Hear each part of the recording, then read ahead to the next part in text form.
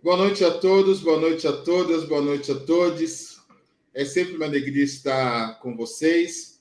Hoje não é quinta-feira, hoje é domingo, mas, excepcionalmente, nós estamos fazendo esse programa dessa maneira porque entendemos a importância do café preto também para trazer informações para o nosso público sobre o grave conflito na Palestina, em que Israel ataca a Palestina em função de um ataque terrorista feito pelo Hamas. Eu estou me colocando assim como alguém que é ignorante do tema, o professor Paulo Sérgio Pinheiro, que é o nosso convidado de hoje. Eu peço a ele que, por gentileza, me corrija se eu coloquei nos termos, nos melhores termos ou não. Nós temos a honra de receber aqui o professor Paulo Sérgio Pinheiro, que é professor de ciência política, aposentado, foi ministro de Direitos Humanos do governo FHC e coordenador e membro da Comissão Nacional da Verdade. Nos últimos 30 anos foi relator especial dos direitos humanos na ONU sobre Burundi, Mianmar, Togo, Timor-Leste, violência contra as crianças. Desde 2012, preside a Comissão de Investigação da ONU sobre a Síria, em Genebra.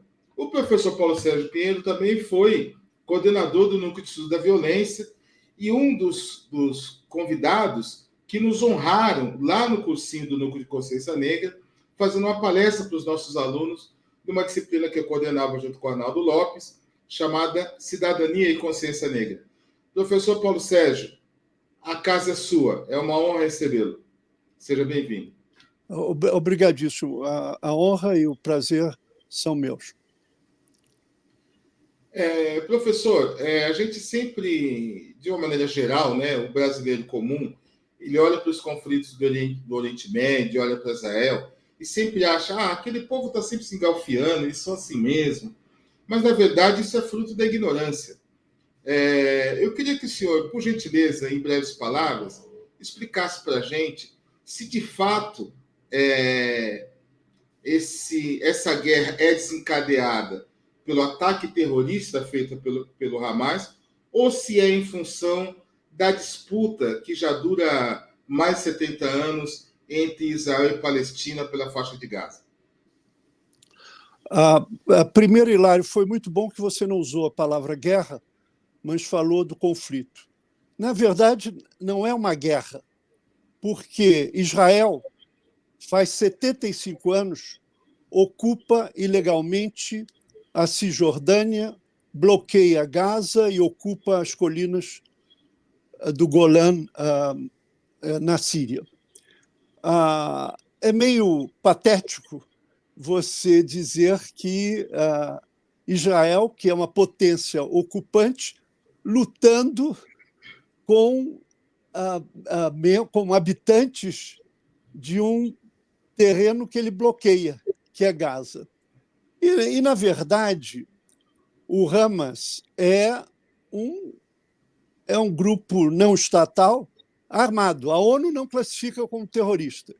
Isso, até o Itamaraty lembrou que quem define isso é o Conselho de Segurança Nacional. Trata-se de um grupo armado, não estatal, em resistência à dominação. Os que precederam o Estado de Israel foram organizações guerrilheiras terroristas que faziam atentados terroristas em mercados, matavam crianças, atacavam famílias. 2 dos grandes chefes dessa guerrilha se tornaram até primeiro-ministro. Eu sempre esqueço o nome deles, mas 2 se tornaram primeiro-ministros. Então, esse conflito, como você bem disse, só pode ser colocado no contexto de um Estado que não respeitou nenhuma resolução do Conselho de Segurança da ONU. A norma internacional não serve a Israel. Israel não reconhece coisíssima nenhuma em termos das normas internacionais dos direitos humanos ou dos direitos humanitários. Entre janeiro de 2023 e setembro de 2023, Israel assassinou 6 mil palestinos. Quantos israelenses foram mortos? 600 apenas. Hoje, em 3 semanas, Israel assassinou mais de 13 mil cidadãos habitantes de Gaza. A guerra sim, da Ucrânia e da Rússia, da Federação Russa, morreram 10 mil pessoas em um ano. No próprio conflito da Síria, que eu sigo há 12 anos, e eu vou dar um chute, porque não tem condições de ter estimativas corretas, 4.200 mortes por ano. Então, essa intervenção de Israel desrespeita de todas as normas internacionais, as leis da guerra, o direito humanitário. Você não pode, segundo as convenções de Genebra, atacar hospitais. São, como se diz no jargão das convenções, são objetos protegidos. E mesmo se há uma alegação de que as forças combatentes estão usando, os médicos e os pacientes têm que ser protegidos. Israel não se importou nada com essas normas. E o que é mais patético, o antigo ex-primeiro-ministro de Israel, ele, há uma semana, numa entrevista na CNN, dizia que esses túneis nesse hospital de Al-Tifa, que eles estão cercando, bombardeando, foram construídos pelos próprios israelenses quando estavam dominando Gaza. E você também tem que levar em conta que túneis em hospitais é normal, desde o hospital das clínicas, até qualquer complexo hospitalar em Nova York. Você tem túneis subterrâneos que são muito melhores para... Então, e ninguém pode dizer se é verdade ou não, porque Israel não permite o acesso da imprensa, a não ser 2 passeiozinhos de 4 horas a 2 semanas e numa questão de guerra. A última coisa que eu queria dizer, por que Israel procede dessa maneira? Israel procede dessa maneira porque ele é protegido pelos Estados Unidos. O número de vetos no Conselho de Segurança da ONU, que você sabe que tem 5 membros permanentes, um deles é os Estados Unidos, e pode vetar, sempre veta tudo que é contrário a Israel. Inclusive uma das resoluções apresentadas no Conselho de Segurança pelo Brasil. E todos os Estados europeus que apoiaram esse massacre, que estão apoiando esse genocídio. Professor, eu ia te perguntar exatamente isso. Eu estou me lembrando do senhor falando sobre o conceito de genocídio no canal da Eleonora de Lucena. E eu pergunto para o senhor, diante desses números que o senhor apresentou, trata-se de uma limpeza étnica? Olha, tem tudo em Israel. Eu vou dizer, em primeiro lugar, o que é fundamental na Convenção de Genocídio, que para mim é uma das mais complicadas na ONU, de 1951, é a intenção. Você tem que demonstrar que tem a intenção de dizimar uma nacionalidade, uma população, um povo. E as declarações dos altos funcionários militares e civis de Israel são espantosas. O próprio presidente da República anunciou que Israel não ia fazer distinção entre combatentes e população civil. Isso é um atentado à noção do direito internacional humanitário de proteção das populações civil. Houve um ministro de Israel que sugeriu que fosse feito um ataque nuclear, porque quase ninguém se lembra, Israel é uma potência nuclear. Então, esse cidadão queria julgar uma ogiva nuclear em Gaza. E o ministro da Defesa falou coisas piores. Como eles estão lidando, os árabes são animais, eles têm que lidar como se estivessem lutando contra os animais. Isso são só 2 citações que foram ditas. O que você falou, a limpeza étnica é um componente do crime de genocídio. Outro componente é deslocamento forçado de populações. Você se lembra que Israel resolveu distribuir uns panfletos e avisar 1.600.000 pessoas de saírem do norte para irem para o sul. E continuando a bombardear as estradas que iam para o sul. Como é que você imagina que 1.600.000 pessoas possam sair das suas casas? Saíram, e hoje você tem 60% das habitações no norte de Gaza totalmente destruídas. Quer dizer, há um componente de crimes dentro da Convenção de Genocídio que estão presentes na situação de Israel.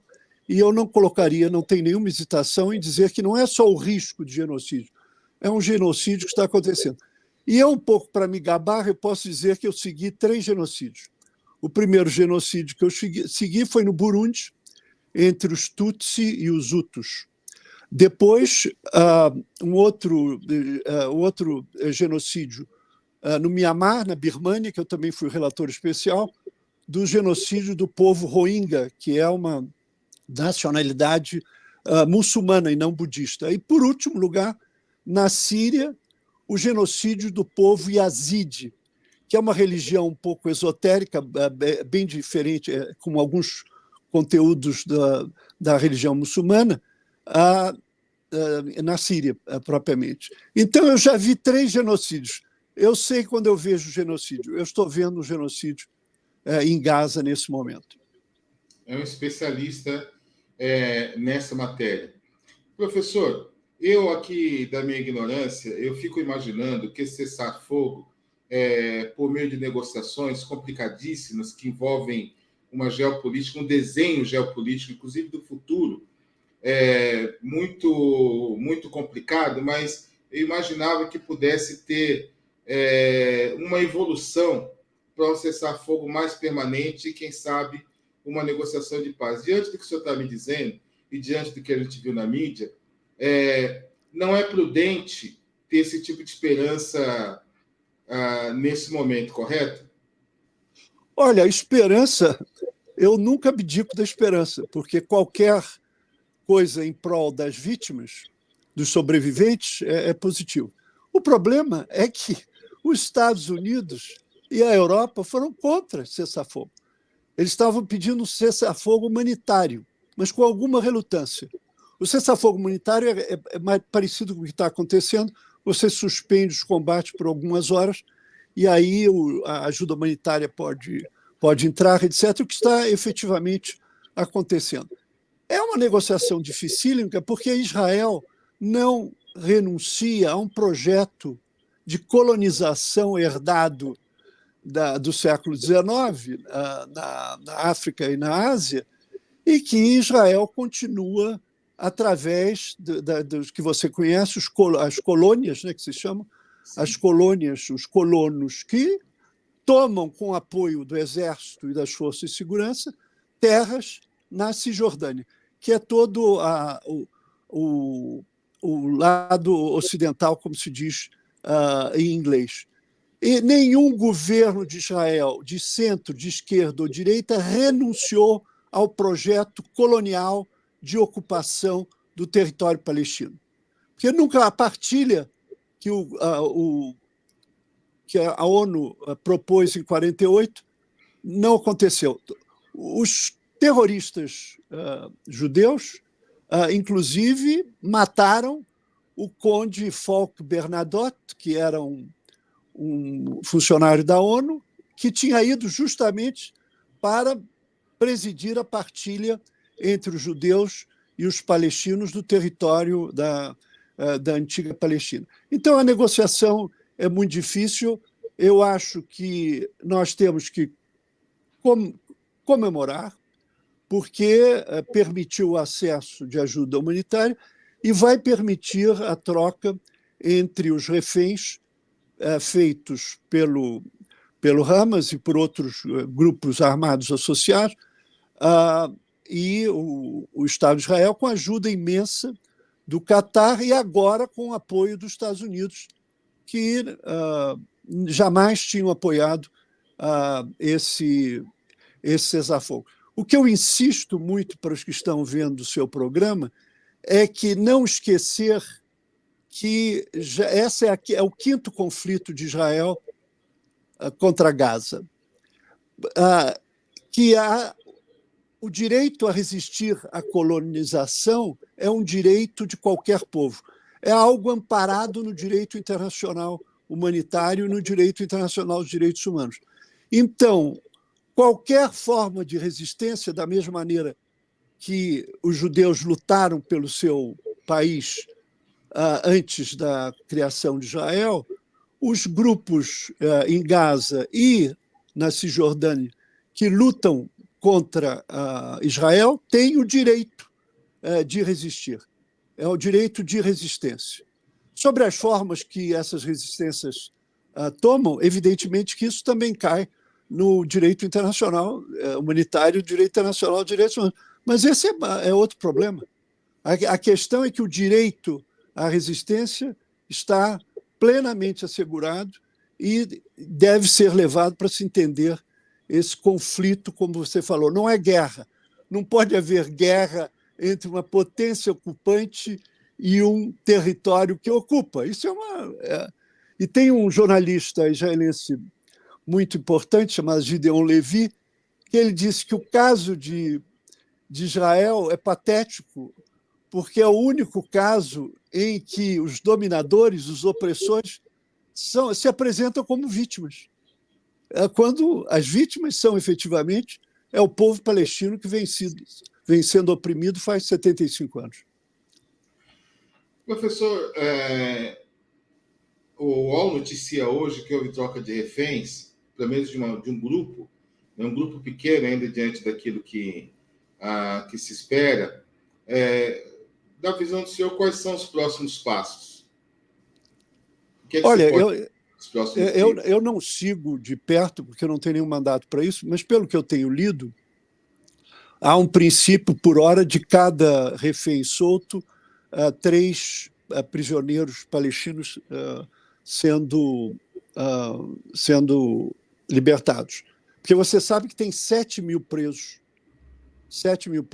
em Israel, dos quais 2.700 sem culpa. É como aqui no Brasil, que você tem 270 mil presos, na sua maioria negros, que nunca foram julgados. Isso é uma indecência que a democracia brasileira, desde 88, continua convivendo. Você tem 250, 200 mil, 300 mil presos negros, na sua maioria, sublinho isso, sem sentença. Israel é essa prática. Tem 700 crianças presas, muitas delas por jogarem pedra em tanque. Isso é o escândalo de Israel. Sobre isso eu trabalhei quando eu estava preparando o relatório mundial sobre violência contra crianças, e o único país que eu dei destaque foi justamente o caso da Palestina. Então, esse acordo está caminhando. O Catar está tendo um papel formidável, o Egito tem ajudado, os Estados Unidos têm levado a sério a negociação. E, agora, não é certo que desse cessar-fogo vai se passar para um cessar-fogo permanente, porque Israel continua insistindo que está em guerra, que vai continuar a atacar os hospitais. Eles cismaram agora com os hospitais, aumentando a sua culpa no crime de genocídio. Mais um hospital. Não sei se eu vi uma fotografia de um médico com 2 bandejas de metal. O que tinham nas bandejas de metal? Cada bandeja tinha 4 prematuros.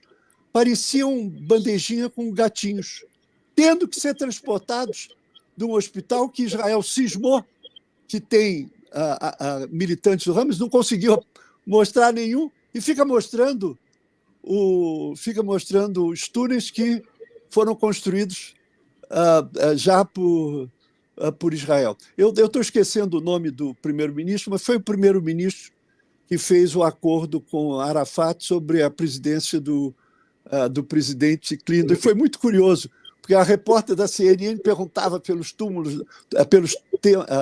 do Hamas.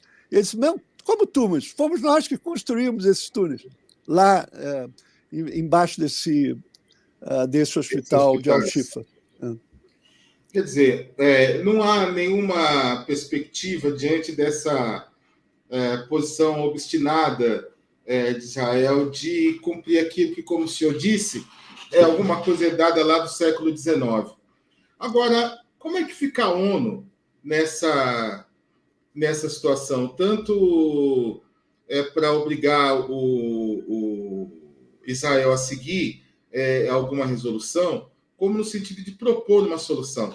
Eu me lembro que na fala do presidente Lula na ONU esse ano, ele criticou duramente a ONU e outras organizações multilaterais, dizendo que elas precisavam ser reformadas porque não representavam mais a geopolítica atual, né? E parece que esse conflito veio provar que essa essa reforma ela é urgente e precisa ser profunda. Na opinião do senhor, como é que fica a ONU nesse caso?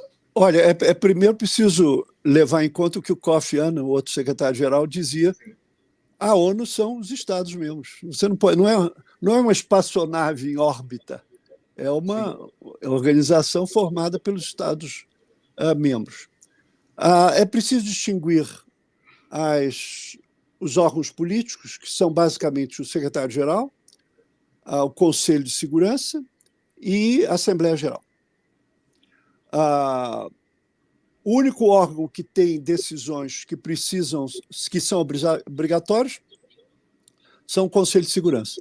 Mas, em relação a Israel tem a proteção permanente dos Estados Unidos e também dos países europeus e dos dois membros europeus do Conselho de Segurança, que são a França e o Reino Unido.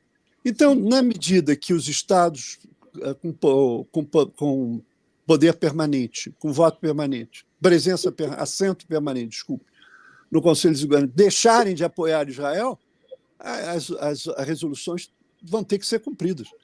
A responsabilidade pela impunidade de Israel é do hemisfério ocidental, especialmente os Estados Unidos e a Europa e alguns outros países associados.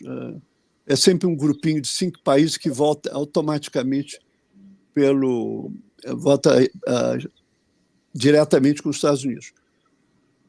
Então, é evidente que a posição da ONU, desses órgãos políticos, em relação ao conflito, é muito delicada. Primeiro, na Assembleia Geral, que foi votada uma resolução com 140 votos a favor de um cessar-fogo humanitário. Houve uns 40 e tantos abstenções os 6 Estados Unidos, Israel e mais alguns países que votaram contra. Mas não é obrigatório. No Conselho de Segurança, o Israel está protegidíssimo. Então, resta o secretário-geral. O secretário-geral, Hilário, já são mais de 200 funcionários da ONU mortos. Quando meu amigo querido Sérgio Vieira de Mello morreu, você se lembra que ele foi assassinado num ataque bomba em Bagdá? Haviam morrido 12. Era o número maior até 2013, que foi quando o Sérgio morreu. Hoje nós estamos em 2023 e Israel assassinou mais de 200 funcionários da ONU. Resultado, o presidente, o diretor da organização da ONU que cuida da Cisjordânia, na maioria deles que estão em escolas, porque Israel continua atacando os objetos da ONU, as escolas onde estão refugiados, e mataram então mais de 200 funcionários. O secretário-geral tem expresso a sua fúria a respeito, ele tem subido cada vez mais a denúncia dos crimes que estão praticados por Israel, mas efetivamente que sem o apoio dos membros permanentes fica muito difícil tomar posições. O Alto Comissário de Direitos Humanos também tem sido muito claro em termos da denúncia dos crimes de Israel. 40 colegas meus relatores especiais, a grande relatora especial sobre a Palestina, uma italiana chamada Francesca Albanese, mais 39 relatores especiais, denunciaram o genocídio em Genebra. E, de uma certa maneira, felizmente, até a imprensa mundial que segue os press releases distribuídos por Israel tem, especialmente o New York Times, que no dia 30, não sei se você viu, a capa inteira do New York Times foi Gaza, cemitério de crianças. Essa foi a capa do New York Times no dia 30. Então, a situação evolui. Por isso que eu digo, não há nenhuma garantia que daí vai surgir um cessar-fogo. O Israel continua protegido na sua sanha demolidora, genocida. Agora, o Magalhães Pinto, que tinha uma frase ótima, que a política é como um céu. Numa hora você vê as nuvens numa posição, logo elas mudam. Na política internacional é a mesma coisa. Num certo momento, tudo é difícil demais. Quando houve o terremoto, para mim era óbvio que haveria um cessar-fogo na Síria. Sim.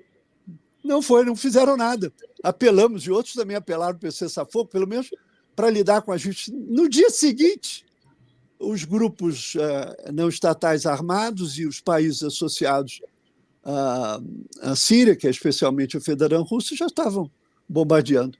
Então, é imprevisível. Mas eu acho que aumentou a constelação. Os países árabes têm demonstrado uma certa unidade na condenação do genocídio em Israel, e há um interlocutor válido, que é o Catar, que tem tido uma lista de serviços a questões internacionais muito grande, ajudando. Então, vamos esperar que isso aconteça. Denunciar os crimes de Israel, mas, ao mesmo tempo, continuar com alguma esperança, porque os sobreviventes e as vítimas esperam que algo surja da nossa esperança. Professor, uma preocupação que eu tenho, e acho que muita gente tem, é o quanto isso pode respingar em termos de Brasil. Porque quando o senhor fala que Israel avança sobre Gaza, e isso é uma coisa antiga, não tem nada a ver com o conflito atual, aqui no Brasil a gente tem as favelas, a gente tem os morros, onde também há uma população intragável para a elite brasileira, né? Para além disso, a gente tem visto na mídia que o preconceito e o racismo contra os judeus no mundo, depois desse conflito, cresceu. Como a gente vive dentro de um ambiente de racismo estrutural, de praticamente o apartheid, o senhor acha que isso pode fazer aumentar a violência? Esse tipo de método usado por Israel pode fazer aumentar a violência no Brasil, por exemplo? Isso pode respingar na gente? Olha, vou fatiar a picanha, como se diz no Sul. Em primeiro lugar, a questão do antissemitismo. É uma carta usada por Israel e em vários países que criticar o governo de Israel. Hoje, o governo de Israel, se eu posso dizer isso, é pior que o Bolsonaro. É um Sim. governo de extremíssima direita, supremacista, como existem os supremacistas brancos nos Estados Unidos, são supremacistas. O governo de Israel não tem nada a ver com os valores do judaísmo, porque o sionismo, desde a sua elaboração no século XIX, significa ocupação ilegal da Palestina. Então, fala-se que o antissemitismo tem aumentado. Alerta-se também para que no Brasil o antissemitismo aumentou. Eu ainda não vi. Agora, então, como isso é sempre uma manobra usada por Israel, nós temos que medir isso com cuidado. Há o perigo também de essa ênfase verdadeira ou não em relação ao antissemitismo colocar todos os outros preconceitos para baixo. Sim. O racismo branco contra os negros, o racismo contra os indígenas, o racismo contra as orientações sexuais diferentes. Então, sobe o antissemitismo e o resto se esquece. Então, acho que nós temos que devagar com a dor, antes de dizer, não, aumentou. Eu não estou vendo aqui aumentar. O que eu tenho visto positivamente é vários judeus brasileiros criticando Israel, como o Breno Altman, que é um formidável jornalista, e sofrendo retaliações por parte dos membros da comunidade judaica. Então, essas populações que você fala já vivem sob a ocupação militarizada da polícia militar. A democracia não conseguiu. Eu não creio que... Olha, a elite brasileira, eu vou usar uma palavra aqui, agora nem tanto é de baixo calão, é quase médio calão.